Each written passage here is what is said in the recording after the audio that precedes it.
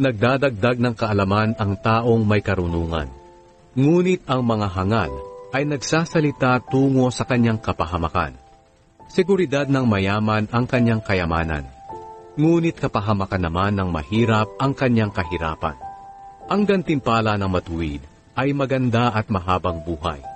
Ngunit ang gantimpala ng masama ay kaparusahan. Ang taong nakikinig sa pagtutuwid sa kanyang pag-uugali ay mapapabuti at hahaba ang buhay. Ngunit ang taong hindi nakikinig ay maliligaw ng landas. Ang nagkikimkim ng galit ay sinungaling, at ang naninira sa kanyang kapwa ay hangad. Ang taong masalita ay madaling magkasala. Ang tao namang marunong ay pinipigilan ng kanyang dila. Ang salita ng matuwid ay mahalaga tulad ng pilak.